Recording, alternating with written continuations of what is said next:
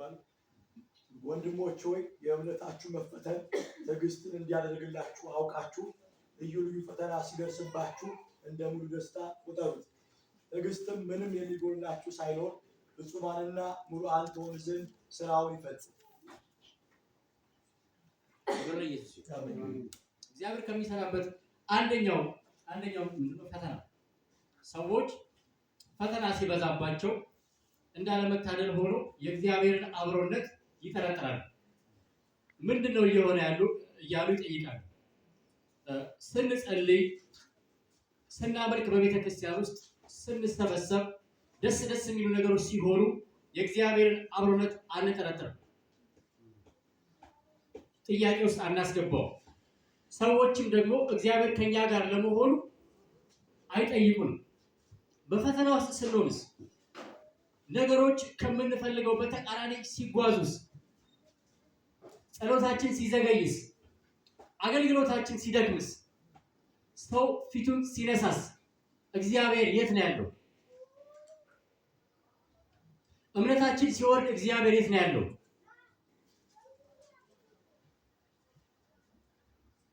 ክብር ለኢየሱስ ይሁን። እግዚአብሔር የሰውን ልብ ለመስራት የምናልፍበትን መንገድ ይጠቀማል። ታዝ ማለት ነው።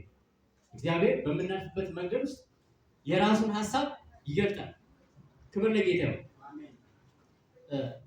የመጀመሪያው እግዚአብሔር በዚህ ሁኔታ ውስጥ የሚሰራው የኛን ልብ ነው። የእግዚአብሔር ቃል ሲናገር በመዝሙር ምዕራፍ 33 ከቁጥር 18 እስከ 19 እነሆ የእግዚአብሔር ዓይኖች በሚፈሩት ላይ ናቸው፣ ምሕረቱም በሚጠባበቁት ላይ አተኩሯል። በዚህም ነፍሳቸውን ከሞት ያድናል፣ በራብ ዘመንም በሕይወት ያኖራቸዋል ይላል። ክብር ለኢየሱስ ይሁን። ማለት እግዚአብሔር የመጀመሪያው በፈተና ውስጥ የሚሰራው የሰውን ልብ ነው። የእግዚአብሔር የመጀመሪያው አጀንዳ እኛ ነን። እኛ ደግሞ ልንሰራ የምንችለው በምናልፍበት መንገድ ውስጥ ነው። ክብር ለኢየሱስ ይሁን። ስለዚህ አንድ ልንጠይቀው የሚገባ ጉዳይ ቢኖር በምናልፍበት ጎዳና ውስጥ ጥያቄ ሲፈጠርብን እግዚአብሔር ሊሰራ የሚፈልገው ነገር አለ። እግዚአብሔር በእኛ ሕይወት ውስጥ ሊያደርገው የሚፈልገው ነገር አለ። ክብር ለጌታ ይሁን። ስለዚህ ልንገነዘባቸው የሚገባው ነጥቦች አሉ። አንደኛ ሰው ሁሉ እንደሚፈተን ማወቅ አለብን። ክብር ለኢየሱስ ይሁን። ማለት የእግዚአብሔር ቃል ሲናገር የሰው ሕይወት በምድር ምንድን ነው የሚለው? ብርቱ ሰልፍ ነው ይላል። እና ይህን እውነት ማወቅ ይህን እውነት መገንዘብ በራሱ ትልቅ እረፍት ይሰጣል። በፈተና ውስጥ በምንሆንበት ሰዓት ሊኖረን የሚገባው ግንዛቤ ምንድን ነው? እግዚአብሔር አንደኛ እኛ ሊሰራ እንደሚሆን፣ ሁለተኛ እንደ እግዚአብሔር ቃል የሆነ የክርስቶስን መስቀል ለመሸከም ፈቃደኛ ዝግጁ መሆን አለብን። ክብር ለኢየሱስ ይሁን። አሜን። በፈተና ውስጥ ነው እግዚአብሔር የሚሰራው። በመደበኛ የህይወት መንገዳችን በሚያጋጥሙን አንዳንድ ጉዳዮች እግዚአብሔርን ካላወቅነው በቀር ከየት እናውቀዋለን? ማለት አንድ በጣም ደስ የሚል ዝማሬ ነው አስቴር የዘመረችው። ካነበብኩት በቀር ከሰማሁት በቀር ስለ እግዚአብሔር ምንም አውቀው ነገር አለ። እኛ ሰምተናል። እግዚአብሔርን በዓይናችን አይተነዋል? አላየነውም። ይህ ቃል የእግዚአብሔር ቃል አለ። ከዚህ እንረዳለን። መንፈስ ቅዱስ ያስተምረናል።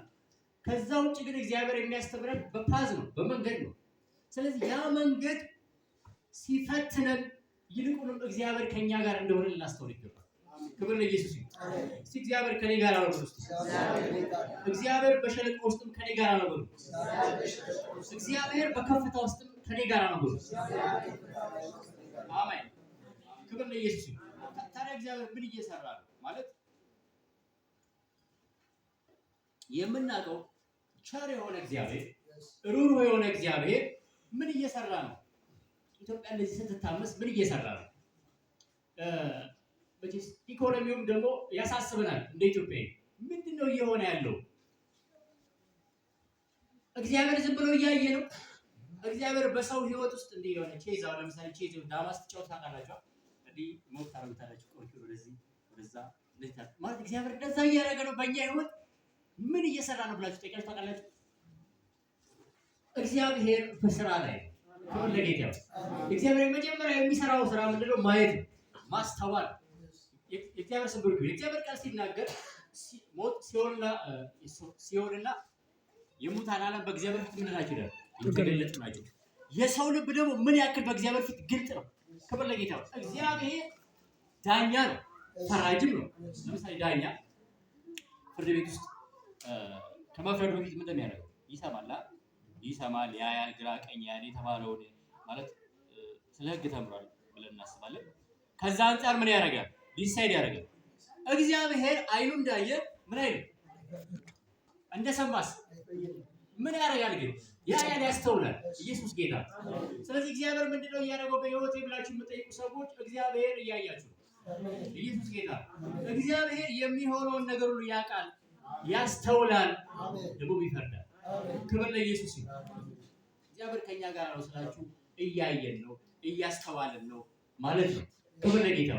አንድ ጥሩ ሰው እንኳን ዝም ብሎ ማለት ነው ሲያስተውል እንደው እግዚአብሔር በሰጠው ሕሊና እንኳን መልካም ነገር ያደርጋል። የሚገርማችሁ እግዚአብሔር አእምሮ ኖሮት ማለት ፈቃድ ኖሮት ነፍስ ኖሮት ለኛ ነፍስን የሰጠ እግዚአብሔር ማሰብ እንድንችል አእምሮ የሰጠ እግዚአብሔር ያንተን ጉዳይ አይቶ ይፈርዳል።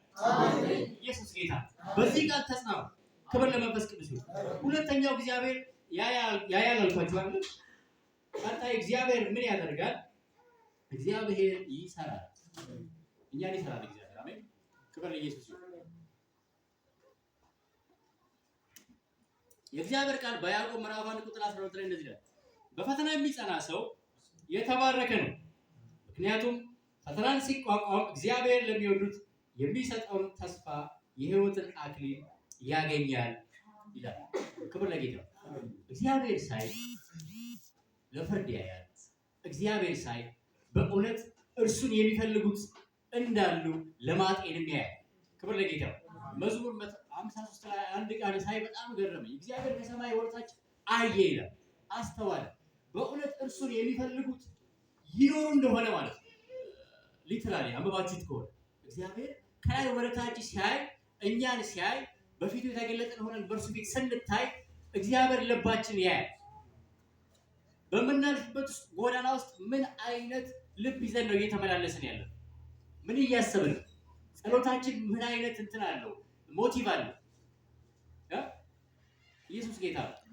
ያንን እግዚአብሔር ያያል። ክብር ለመንፈስ ቅዱስ ነው። ስለ ሕይወት አክሊል ምን ታስባላችሁ? ማለት እኔ እግዚአብሔር አስተማሪ በጣም ገረመኝ። የሚገርማችሁ በፈተና የሚጸና ሰው የተባረከ ነው። በጣም የገረመኝ ነገር ነው። እግዚአብሔር ሰው በፈተና ሲጸና እግዚአብሔር ለሚወዱት ያዘጋጀውን የሕይወትን አክሊል ምን ያለ ያገኛል። እኔ የሕይወት አክሊል ይመስለኝ የነበረው በነገራችን ላይ እዛ ሲሄድ ብቻ ማለት የሕይወት አክሊል በነገራችን ላይ በምድርም አለ። ክብር ለኢየሱስ ይሁን። አንድ ስፍራ ላይ ጳውሎስ ምን አለ? ለቅዱሳን ሲጽፍላቸው ማለት ነው እናንተ አላቸው ተባረክ ኢየሱስ ጌታ አክሊሎቼ ናቸዋል። እና አንደኛ አክሊል በነገራችን ላይ የአገልግሎት ፍሬ ነው። ሰው በአገልግሎታችሁ መጨመር ትፈልጋላችሁ? መፈተና ኢየሱስ ጌታ ማለት አክሊል ለምሳሌ ሴቶች በውበት ውድድር ላይ ሲወዳደሩ ሲያሸንፉ እዚህ ጋር ይደፋላችኋል። አንደኛ ነሽ ማለት ነው፣ በዚህ ተገኝተሻል ማለት ነው። ፈተናም በሰው ሕይወት ውስጥ እንደዛ ነው ያለው፣ ከፍ ያደርጋል። ክብር ለኢየሱስ ይሁን። አንዳንዴ ስለ ቅባት የምትጸልዩ ሰዎች ካላችሁ፣ ሰዎች እንዲገዙላችሁ፣ ነገሮች እንዲከናወኑላችሁ፣ መልካም እንዲሆን የምትጸልዩ ሰዎች ካላችሁ ከጸሎቱም በላይ መመክራችሁ በፈተና ጸሎት አመስግኑ።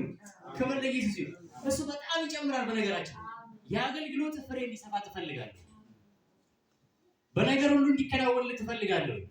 እግዚአብሔር በጣም ደስ የሚሰኘው ማለት ነው እጭ የሚል ጸሎት ስትጸልይ ሳይሆን በፈተና ስትጸና። ክብር ለኢየሱስ። ታመሰግናለህ፣ በፈተና ውስጥ ሆነህ ትጸናለህ። እሱ ነው ያለው እግዚአብሔር። ወደ ምድር ሲያይ እግዚአብሔር ያንን ነው የሚያየው።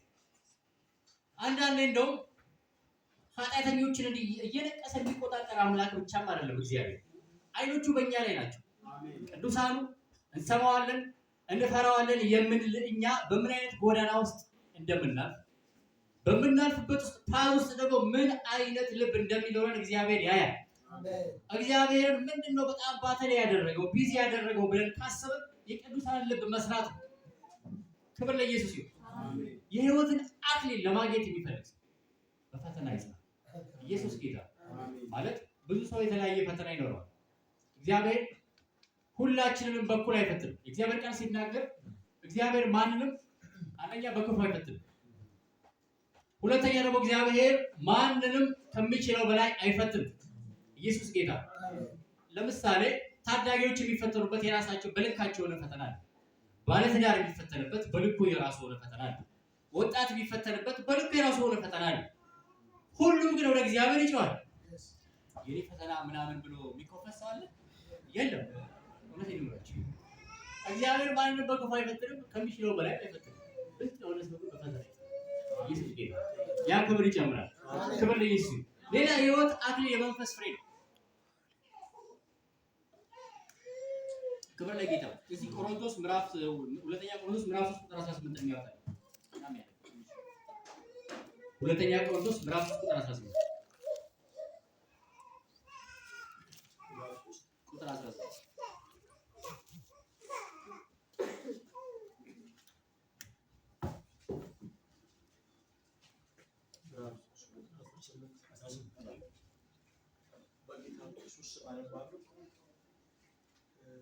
እኛም ሁላችን በመጋረጃ በማይከደን ፊት የጌታን ክብር ወደ መስታወት እያብለጨለጭን መንፈስ ከሚሆን ጌታ እንደሚደረግ ያን መልክ እንመስል ዘንድ ከክብር ወደ ክብር እንለወጣለን። ክብር ለኢየሱስ ይሁን። አሜን። አይታችኋል? መንፈስ ከሚሆን ጌታ እንደሚደረግ ከክብር ወደ ክብር ምን እንላለን? እንለወጣለን። ይሄ በነገራችን ላይ አክሊል ነው። ያላወቃችሁ ካላችሁ ኢየሱስ ጌታ ማለት ኢማጂን አስቡ። ብዙ ሴቶች የቁንጅና ውድድር የሚወዳደሩ ሰዎች የሚሰለፉ ማለት ነው። ተሰልፈው ብዙ ነገር የሚያሳዩ ሴቶች ከነኛ መሃል አንዲቷ ተመርጣ የሆነ የሚያብለጨልጭ ክራውን አክሊል እዚህ ጋር ሲደፋለት አስቡ። ታይታ ማለት ነው። ተመዝና በዳኞች በፈተና ስናልፍ እግዚአብሔር አንድ የሚያደርገው ነገር ይሄ ክብር ለኢየሱስ። ስትጸና ስትቆም ድል አድርገህ ስትሻገር የእግዚአብሔር መንፈስ በአንተ ውስጥ የሚሰራው ስራ ምንድነው? ህይወቱን በአንተ ውስጥ ይገለጣል። ኢየሱስ ጌታ። ያለ አንተ አክሊል ነው። ክብር ለኢየሱስ። አክሊል ደስ ይላል፣ ያብለጨልጫል፣ ይታያል፣ ግርማ አለው። ኢየሱስ ጌታ። የእግዚአብሔር ቃል እንደዚህ ነው የሚለው፣ መንፈስ ከሚሆን ጌታ እንደሚደረግ የጌታን ክብር እንደ መስታወት እያብለጨልጭን ከክብር ወደ ክብር እንለወጣለን። ክብር ለኢየሱስ። መንፈስ ቅዱስ በውስጡ እንዳለ ሰው የሚያምስ ክብር ለኢየሱስ። አብዛኞቻችን እናምናለን። ኢየሱስ ጌታ። መንፈስ ቅዱስ እኛ ውስጥ አለ። አንድ ክፍል ላይ እግዚአብሔር ቃል እንደዚህ ነው። አንዴ ክርስቶስ የስተካከለ አስተዋል ማለት መንፈስ ቅዱስ ተሞላ ጌታችን 40 ቀን ጾም ነው ማለት ከዛ መንፈስ ወደ መመራ ወደ ምድረ በዳ ነው። ክብር ለጌታ። እና መንፈስ ያለበት ሰው የሚፈተነው በነገራችን ሌሎቹ ማን ይፈተናል አይደል? የእግዚአብሔርን መንግስት በውስጡ ተሸክሞ የሚዞር ሰው እንደ ሌላው ሰው በዓለም ውስጥ ተዘልሎ አይኖርም፣ ይፈተናል። ያ ደግሞ ክብርን ይወልዳል። ኢየሱስ ጌታ። አክሊል ይሆናል። የእግዚአብሔር ቃል በሮሜ ምዕራፍ 8 ቁጥር 11 ላይ ሲናገር እንደዚህ እናንተ ግን ኢየሱስ ክርስቶስን ከሙታን ያስነሳው ያ ሕያው መንፈስ በውስጣችሁ የሚኖር ከሆነ ያለብኝ በውስጥ የለባችሁ ኢየሱስ ጌታ ነው ያለው። ያ መንፈስ በውስጣችሁ የሚኖር ከሆነ ሙት ለሆነው ሰውነታችሁ ምን ያደርጋል? ሕይወትን ይሰጣል። ሕይወትን ይሰጣል። ክብር ለመንፈስ ቅዱስ። መንፈስ ቅዱስ ሕይወትን የሚሰጥ መንፈስ። ክብር ለጌታ። ምንጊዜም የክርስቶስን መልክ በእናንተ ውስጥ ሊገልጥ ይፈልጋል። ከክርስቶስ ሕይወት ውጪ ለክርስቲያን ምን የሚያብለጨልጭ ደስ የሚያሰኝ ነገር አለ? በሰው ፊት ልትገልጠው የምትፈልገው ነገር ምንድን ነው? ጳውሎስ ሲናገር እኛ እየተጻፈን በክርስቶስ የተገለገለ መልእክቶች ይላል። ሰዎች እንዲያነቡ ትፈልጋለህ። አንተን ሲያዩ ክርስቶስ እንዲናገራችሁ ትፈልጋለህ። ሳትናገር ኢየሱስ ጌታ ጸና በፈለ ኢየሱስ ጌታ። የእግዚአብሔር መንፈስ በአንተ ውስጥ ክርስቶስን ይስላል። ኢየሱስ ጌታ። አሜን። ስንት ነጥብ አየህ? ሁለት ነጥብ አየህ። አንደኛው እግዚአብሔር ምን እያለ ነው? እያየ። እግዚአብሔር እያንዳንዳችን እያየ። ሁለተኛ እግዚአብሔር እየሰራ ነው። ኢየሱስ ጌታ። እግዚአብሔር ሲሰራ የሕይወትን አክሊል ይሰጠናል። የሕይወት አክሊል ምንድነው? አንደኛ የአገልግሎት ፍሬ፣ ሁለተኛ የመንፈስ ፍሬ፣ ክብር ለጌታ ይሁን። ሁለቱም ከእኔ ይበቃል። የመጨረሻው እግዚአብሔር ከእናንተ ጋር ነው ስላችሁ ምን እያልኳችሁ ነው? እግዚአብሔር ሊሰራ ከእናንተ ጋር ነው። ኢየሱስ ጌታ። የመጀመሪያው የሚሰራው ስራ እኛን ራሳችንን ነው፣ ልባችን እግዚአብሔር ይሰራል። ሁለተኛው እግዚአብሔር የሚሰራው ስራ ደግሞ የእኛን ነገር ይሰራል። ኢየሱስ ጌታ። እስቲ አሜን በሉ። አሜን። ቤቱ ቆርቆሮም ስለሆነ ያው እንቅልፍ እንዳይላችሁ ክብር ለኢየሱስ ይሁን። ብዙዎቻችን እንጸልያለን። እስቲ የሚጸልይ ሰው የሚጸልይ አልፎ አልፎ ሳይሆን በተለይ ደግሞ ማለት ነው በጣም በልዩ ስፔሲፊካሊ ይሄን ነገር ለምንድን ነው ማስጠኝ ብሎ የሚጸልይ ጋሽ እግዚአብሔር ባርክ አብቲ ብዙዎቻችን እንጸልያለን። ጋሽ እግዚአብሔር የኛን ነገር ይሰራል። ክብር ለኢየሱስ። እግዚአብሔር የኛን ነገር ይሰራል። የብዙዎቻችን ጥያቄ እግዚአብሔር ለምን ረፈደ? እግዚአብሔር ለምን ዝም አለ? እግዚአብሔር ለምን ፈጥሮ የማይሰራልን ነው የብዙዎቻችን ጥያቄ። ይህ ነገር የሚነሳው ከምንድን ነው? ሰዎች አንዳንድ እግዚአብሔርን የሆነ የምንፈልገውን ነገር ሁሉ አንጣ እያልን ከሱ የምንወስደው የሆነ ግምጃ ቤት እንደዛ ነው። በነገራችን ላይ እግዚአብሔር ማለት እግዚአብሔር የራሱ ፈቃድ ያለው አምላክ ፈቃድ አለ። በጣም ያስባል፣ ያስተውላል። እንደዚህ ለማለት የራሱ ይገርማል። እግዚአብሔር ሊሰራ የሚፈልገው ነገር አለ። የራሱ አጀንዳ ታውቃላችሁ። ለምሳሌ ሰው ስራ ለመስራት ሲፈልግ ዋጋውን ይተምናል። የእግዚአብሔር ቃል ይናገር ይሰራ ሲል እንደው ጌታ ሲናገር ራሱ መደምደሚያውን እስከዛ እስከጫፍ ድረስ ባጀቱን በጅቶ ዝም ብሎ አይጀምርም። ሰው ያቀዳል። የሚገርማችሁ ሰው የተፈጠረው ሰው እግዚአብሔር ደግሞ ትልቅ ሀሳብ አለው። በሀገራችን ላይ ሀሳብ አለው።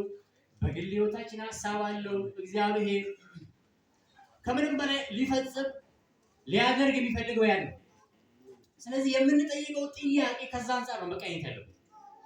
አንተሳም የእግዚአብሔር ፈቃድ ምንድን ነው? እግዚአብሔር የሚፈልገው ነገር ምንድን ነው? በተደጋጋሚ የምንጮኸው ጩኸት ካልተሰማ አንዳንዴ ቆም ብሎ ጸሎትን መፈተሽ ራሱ አስፈላጊ። ይሄ ጸሎት እግዚአብሔር ይሰማዋል፣ የምር ያደርጋል። ለምንድን ነው የዘገየው? እውነት አንዳንዴ እንደምንለው ሰይጣን ዘግቶት ነው አይመስለኝም። ከእግዚአብሔር ጋር በተላለፍ የሚባል ነገር የእግዚአብሔር የልብ ሀሳብ ምንድን ነው? እግዚአብሔር ምንድን ነው የሚፈልገው? ለመስራት የሚፈልገው ያን ማሰብ አስፈላጊ። የእግዚአብሔርን ፈቃድ መፈተሽ ኢየሱስ ጌታ። እግዚአብሔር ቃል ሲናገር ሮሜ ምዕራፍ 12 ከቁጥር 1 እስከ 2 ላይ በጎ ፍጹም ደስ የሚያሰኘውን የእግዚአብሔርን ፈቃድ ፈትናችሁ ታውቁ ዘንድ በምን ተለውጡ? በአእምሯችሁ መታደስ ተለውጡ እንጂ ይችላል ማለት ነው። አእምሮ ማለት የምንጸልየው ጸሎት ሁሉ እዚህ ውስጥ ነው ያለው አይደል? ከዛ አንፃር ነገሮቻችንን እንፈትሽ ነው ሁላችሁም። ክብር ለኢየሱስ ይሁን። እግዚአብሔር የፈቃድ አምላክ። እግዚአብሔር እንደዚህ ጠምዝዘን የምናሰራው አምላክ ሳይሆን ጠምዝዞ ስራውን በእኛ ውስጥ የሚሰራ አምላክ። ኢየሱስ ጌታ። ክብር ለኢየሱስ። ይሄ ሊገባ ይገባል ሁላችን። ሌላ እግዚአብሔር ካንተ ጋር ነው የሚሰራው። እግዚአብሔር ካንተ ጋር ነው።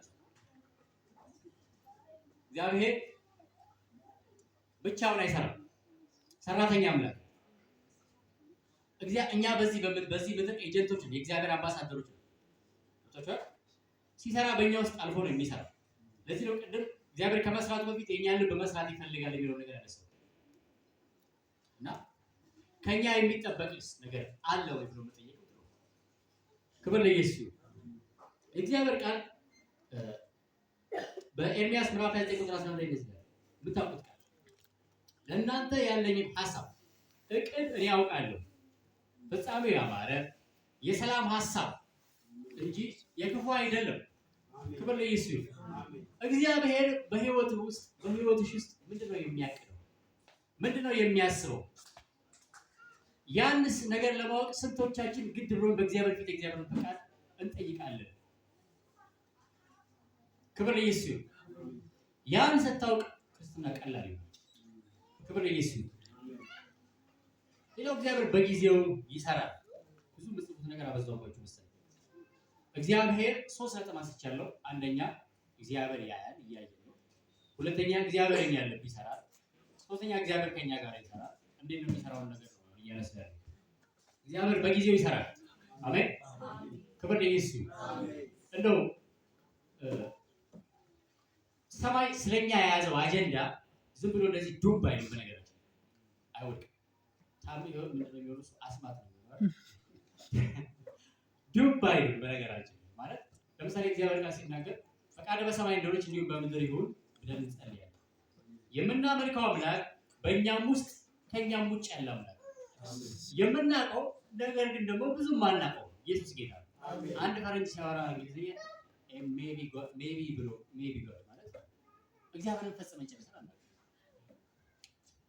እግዚአብሔር እንዴት እንደሚሰራ አናውቅም። መቼ እንደሚሰራም አናውቅም። አንዳንዴ እንደውም እግዚአብሔርን መቼ ነው የምትሰራው ብሎ መጠየቅ ራሱ ደስ አያሰኝም። አንድ ጊዜ ትዝ ይላችሁ እንደሆነ ምዕራፍ ሐዋርያት ሥራ ምዕራፍ ሊለይ ሲል ማለት ነው ታርጌት የጠየቁት ጥያቄ የጊዜ ጥያቄ ነው። የሚገርማችሁ መቼ ነው የእስራኤልን መንግስት መልሰህ የምታቋቁመው ብሎ ጠየቁ። ከዛ በጣም የሚገርም ነገር ጠይቃቸው ማለት ይህ ሰው ልክ የሚያሳይ ጥሩ መልስ መለሰላቸው። አብ በገዛ ፈቃዱ የወሰነውን ቀን ለእናንተ ማወቅ አልተሰጣችሁ ብሎ ገደባቸው። ኢየሱስ ጌታ ማለት የጊዜ ጥያቄ ለሰው ያውቅ ዘንድ አልተሰጠው።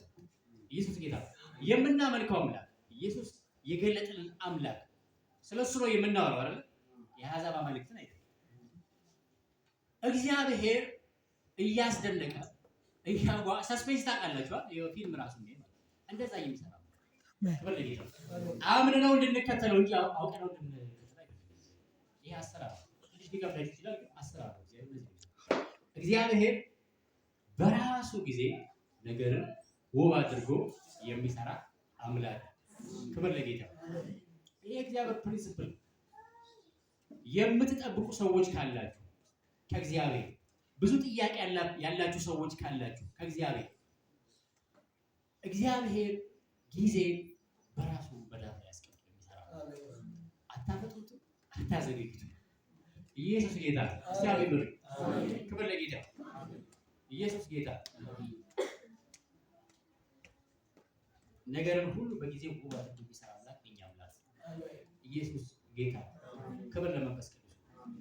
የእግዚአብሔር ቃል በሌላ ስፍራ ሲናገር ነገርን መሰወር ለእግዚአብሔር ምን ይላል? ክብሩ ነው። ነገርን መሰወር ለእግዚአብሔር ክብሩ ነው ማለት በሌላ ስፍራ ደግሞ የሚያስደንቀኝ ቃል አለ። ነገር ግን ነገርን መርምሮ መድረስ ደግሞ ለነገስታት ማለት እርግጥ ነው እግዚአብሔር የሚገልጠው ነገር አለ። ኢየሱስ ጌታ። መጽሐፍ ቅዱስ የጥበብና የመገለጥ መንፈስ እንድንለምድ ያበረታታል። እርሱም ቢሆን ግን በከፊል ነው። በነገራችን ከእውቀት ከፍለን ነው የምናውቀው። ስለዚህ ምን ይመስላችኋል እግዚአብሔር ከኛ ይፈልጋል? እግዚአብሔር እንድናምነው እንድንጠብቀው ይፈልጋል። አሜን አሜን። በርስት እግዚአብሔር በጊዜ ውስጥ ሲሰራ አምነህ ካልጠበቅክ በስተቀር ማለት ነው ሰላም ተነስቶ የሰው ሰላም ተነሳለ።